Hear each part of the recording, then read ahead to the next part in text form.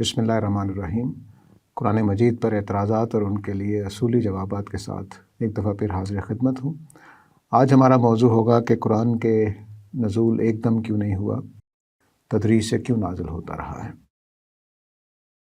یہ اعتراض اس لیے کیا جاتا ہے کہ شاید نبی کریم صلی اللہ علیہ وسلم نے نعوذ باللہ سوچ کر لکھتے تھے، 2 دن لگ گئے، 3 دن لگ گئے، پھر آ کر کلام پیش کر دیا، تو شاید اس وجہ سے ہے۔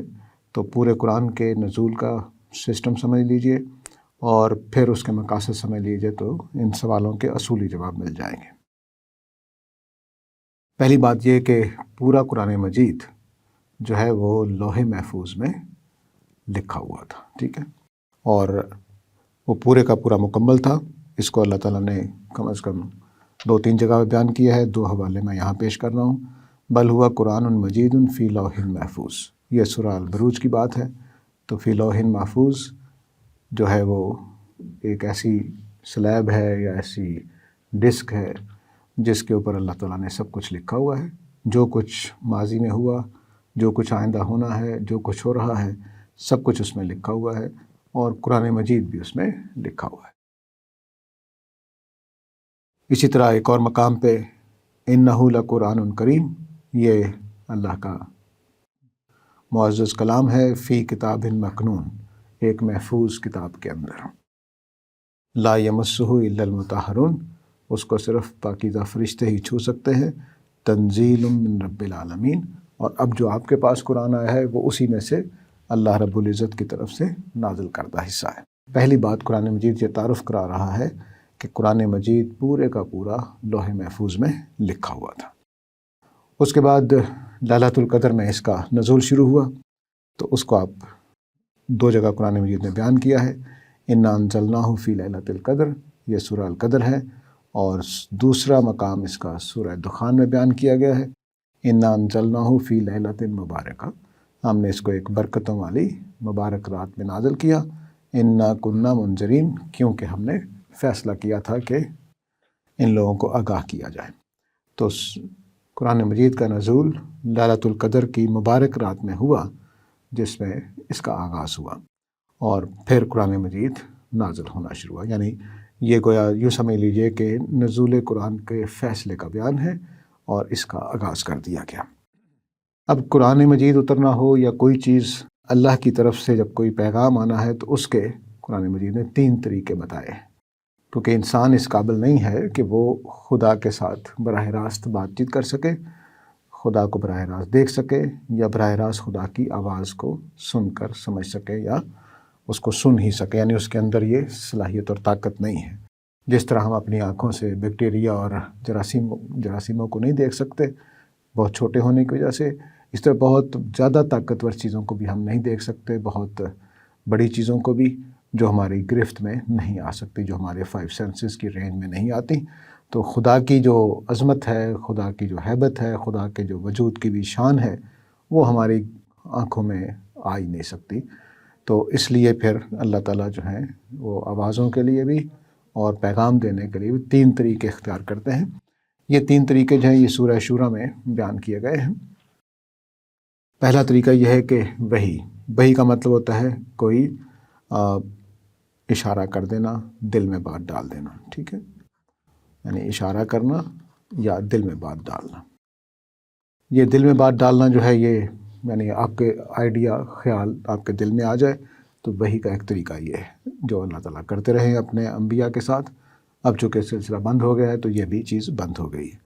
دوسرا ہے او من وراء حجاب، یا کسی اوٹ سے اللہ تعالیٰ کی آواز آ جائے، یعنی کسی دیوار سے، کسی پتھر سے، کسی درخت سے، جیسے حضرت موسیٰ کے ساتھ معاملہ ہوا کہ وہ آگ دیکھ کر پہاڑ پر گئے اور وہاں سے آواز آ رہی تھی اللہ تعالیٰ کی کسی چیز کے اندر سے، تو من وراء حجاب، یہ دوسرا طریقہ اللہ تعالیٰ اختیار کرتے ہیں۔ اور تیسرا طریقہ یہ ہے کہ او یرسل رسولا فیوحی بإذنہ، کہ اللہ تعالیٰ اپنا ایک فرشتہ بھیجتے ہیں تو وہ اللہ کے اذن سے جو وحی کرنی ہوتی ہے وہ وحی کر دیتے ہیں۔ تو یہ تیسرا طریقہ ہے۔ قرآن مجید کے لیے یہ تیسرا طریقہ اختیار کیا گیا، یعنی دل میں آئیڈیا نہیں ڈالا گیا اور برائے حجاب بات نہیں کی گئی، بلکہ ایک فرشتے کو بھیج کر کلام نازل کیا گیا۔ تو اب یہ لیلۃ القدر میں اس کا فیصلہ ہوا، اور یہ فیصلہ ہوا کہ اس کو اس تیسرے طریقے سے نازل کرنا ہے، پہلے نہیں، دوسرے طریقے سے نہیں۔ اب قرآن مجید نے بتایا ہے کہ یہ تیسرے طریقے کے لیے جس فرشتے کا انتخاب کیا گیا وہ روح الامین ہے، جن کو ہم جبرائیل کے نام سے جانتے ہیں۔ فرمایا وَإِنَّهُ لَتَنزِيلُ رَبِّ الْعَالَمِينَ نَزَلَ بِهِ الرُّوحُ الْأَمِينُ عَلَىٰ قَلْبِكَ لِتَكُونَ مِنَ الْمُنذِرِينَ بِلِسَانٍ عَرَبِيٍّ مُبِينٍ۔ تو یہ سارے فیصلے قرآن کو نازل کرنے کے لیے ہوئے۔ ایک یہ کہ جبرائیل علیہ السلام اور روح الامین وہ لے کر آئیں گے اور سیدھا آپ کے دل پر کلام کی صورت میں اتار دیں گے، تاکہ آپ اللہ کی طرف بلانے والے بنیں، آگاہ کرنے والے بنیں، بلسان عربی مبین۔ اور یہ کلام جو لوح محفوظ سے اترے گا تو وہ عربی مبین میں نازل کیا جائے گا۔ تو اس طرح سے جو نازل بہ الروح الامین، حضرت جبرائیل جو ہے وہ کلام لے کر آئیں گے۔ اس میں جو روح الامین کے الفاظ اختیار کیے گئے ہیں وہ معنی خیز ہیں، اس لیے کہ جو کلام لے کر آنے والا ہوتا ہے کہیں وہ اپنی طرف سے اس میں بات تو نہیں ڈال دے گا، اس بات کو تبدیل تو نہیں کر دے گا، اس میں کوئی کمی تو نہیں کر دے گا، کوئی خامی تو پیدا نہیں کر دے گا۔ تو یہ ساری چیزیں تقاضا کرتی تھی کہ لانے والی وہ شخصیت ہو جو قابل اعتبار ہو۔ تو اس لیے الروح الامین، الروح فرشتوں کی ایک قسم کو کہتے ہیں اور امین دیانتدار، امانت دار کو کہتے ہیں۔ تو جبرائیل امین جو ہیں وہ نبی کریم صلی اللہ علیہ وسلم کے لیے قرآن مجید لے کر آئے، اور یہ دل پر نازل کیا جاتا تھا۔ اب اس کی حقیقت کیا ہے وہ اللہ تعالیٰ بہتر جانتے ہیں کہ کیسے، لیکن بہرحال عربی مبین میں لفظوں میں یہ قرآن اترتا تھا۔ اب جو جبرائیل علیہ السلام لے کر آتے تھے تو کس طرح سے لے کر آتے، کیا سارا لے کر آتے تھے؟ اب جو ہمارا اصل موضوع ہے اس کی طرف ہی ہم آ رہے ہیں۔ تو فرمایا وَقُرْآنًا فَرَقْنَاهُ لِتَقْرَأَهُ عَلَى النَّاسِ عَلَى مُكْثٍ وَنَزَّلْنَاهُ تَنزِيلًا۔ یہ سورہ بنی اسرائیل ہے۔ فرمایا کہ اور یہ قرآن مجید ہم نے اس کو فرق کر کر کے، الگ کر کر کے اتارا ہے۔ یہ فرق کا لفظ اس چیز کے لیے بولا جاتا ہے جو پہلے اکٹھی ہو اور پھر اس کو ہم الگ الگ کر دیں۔ اس کا اگر آپ استعمال جاننا چاہیں تو قرآن میں وہاں ہوا ہے جہاں پہ حضرت موسیٰ نے عصا مار کے دریا کو دو حصوں میں تقسیم کر دیا، اور قرآن کے الفاظ ہیں فرقنا بکم البحر، ہم نے تمہیں لے کر، یعنی تمہارے گزارنے کے لیے ہم نے دریا کو دو حصوں میں تقسیم کر دیا۔ تو قرآن مجید کو بھی فرق نہ کیا گیا ہے، یعنی اس کو حصوں میں کر کے نازل کیا گیا۔ تو اس کا مطلب پہلے وہ ایک چیز تھی، پھر اس کو تھوڑا تھوڑا کر کے نازل کیا گیا ہے۔ تو یہ واضح ہو جاتا ہے اس بات سے کہ تھوڑا تھوڑا کر کے نازل ہو رہا ہے۔ پورے قرآن میں سے کچھ حصہ آج نازل ہوگا، کچھ کل ہوگا، کچھ پرسوں ہوگا، اور اس میں اللہ تعالیٰ نے یہ طریقہ اختیار کیا۔ اب اس کے مقاصد سمجھ لیجئے تاکہ ہم یہ جان سکیں کہ یہ ایسا ہوا کیوں۔ اسی آیت میں جو سورہ بنی اسرائیل کی ہے، اس میں اس کی مقصد بتایا گیا ہے۔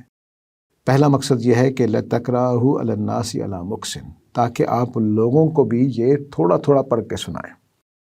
مثال کے طور پر ہمارا اس وقت کیا صورتحال ہے کہ پورا قرآن مجید ہمارے پاس ہے، لیکن کوئی ہی ہوگا جو پورے قرآن مجید کو گرپ میں لے سکے اپنے فہم کے اعتبار سے۔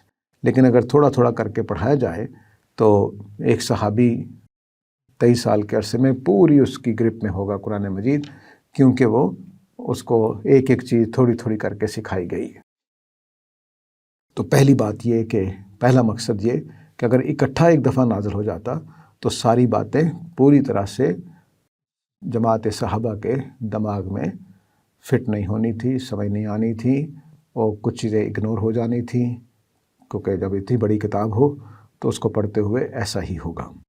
جیسے ہم اپنی کتابیں پڑھتے ہیں تو بس موٹی موٹی چیزیں ذہن میں رہ جاتی ہیں، باقی ساری چیزیں تو صحابہ کو ہر روز، اور قریش مکہ کو بھی، صحابہ کو بھی ہر روز تھوڑا تھوڑا بتایا جاتا تھا، یا جب بھی نازل ہونا ہوتا تھا، تاکہ ان کو پوری طرح سے ایک ایک چیز یکے بعد دیگرے ایک ایک کر کے سمجھ میں آ جائے۔ تو یہ پہلی چیز، پہلا مقصد یہ ہے کہ لوگوں کو آپ تھوڑا تھوڑا سنائیں گے تاکہ ان کے اوپر بات ہر طرح سے کھلتی چلی جائے۔ اور چونکہ الا مکسن ہے تو مکسن کا مطلب ہے ٹھہر کر، یعنی جب صورتحال پیدا ہوگی، موقع پیدا ہوگا، فلاں موقع پر یہ آیت اترنی ہے، اس وقت اتاری جاتی تھی، تو اس کا فائدہ یہ ہوتا ہے کہ پورا ماحول بنا ہوتا تھا، جو جس کو ہم ہسٹوریکل کانٹیکسٹ کہتے ہیں، وہ وجود میں آیا ہوتا تھا ہر آیت کے لیے۔ تو یہ پہلا مقصد یہ تھا۔ دوسرا مقصد جو ہے وہ سورہ الفرقان میں بیان ہوا ہے، لِنُثَبِّتَ بِهِ فُؤَادَكَ۔ یہ کافروں نے اعتراض کیا تھا اس وقت، قال الذین کفروا لولا نزل علیہ القرآن جملۃ واحدہ، قرآن مجید ایک ہی دم کیوں نازل نہیں ہو جاتا؟ تو فرمایا کذالک، یہ ایسے ہی اترے گا، لِنُثَبِّتَ بِهِ فُؤَادَكَ، تاکہ ہم تیرے دل کو مضبوط کریں۔ پہلا مقصد ہم نے جانا کہ وہ صحابہ کے لیے اور مخاطبین کے لیے تھوڑا تھوڑا کر کے آنا چاہیے تھا، تاکہ وہ پوری طرح سے بات کو سمجھ سکیں۔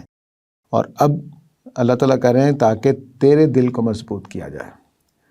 اس کا سورہ مزمل میں بیان کیا گیا ہے کہ جب قرآن مجید تھوڑا تھوڑا نازل ہوگا تو خود نبی کریم صلی اللہ علیہ وسلم کے لیے بھی موقع کی مناسبت سے حوصلہ افزائی کا باعث بنتا تھا۔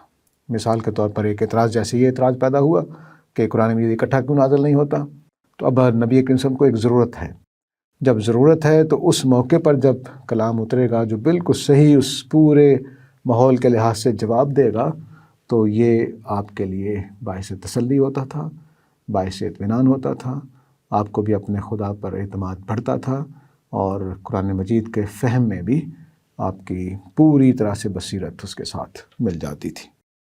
اور دوسرا مقصد یہ بتایا کہ وَرَتَّلْنَاهُ تَرْتِيلًا، اور اس کا فائدہ یہ بھی ہے کہ آپ کلام کو باہم مربوط کر کے سمجھ سکیں گے۔ رتلناہ ترتیلا کا مطلب ہے کہ ایک پورے نظام کے تحت، ایک پورے نسق کے ساتھ اترے گا، ایک پورے ترتیب کے ساتھ اترے گا۔ تو اب ترتیبیں دو طرح کی ہوتی ہیں، ایک میں نے مضمون میں لکھ کر ترتیب قائم کی، ایک میں نے موقع بے موقع نازل کر کے ترتیب قائم کی۔ تو یہاں دونوں پیش نظر ہیں کہ رتلناہ ترتیلا، کہ ہم نے اس کو مرتب کتاب کی شکل میں، مرتب مباحث کی شکل میں اتارا ہے، تاکہ تم پوری طرح سے بات کو اس کے کانٹیکسٹ کے ساتھ سمجھ سکو۔ تو یہ مقاصد تھے اس بات کے کہ قرآن مجید جب اترا ہے تو وہ تھوڑا تھوڑا کر کے کیوں اترا ہے، اور اس کو اکٹھا کیوں نازل نہیں کیا گیا۔ اس کے سمجھ جانے کے بعد اب وہ اعتراض جو شروع میں ہم نے پیش کیا اس کا اصولی جواب ہو جاتا ہے، اور جو غور کرنے والے ہیں ان کے لیے اصولی جواب بہت کفایت کرتے ہیں۔ اس کے ساتھ ہی اجازت چاہتا ہوں، وآخر دعوانا الحمدللہ رب العالمین۔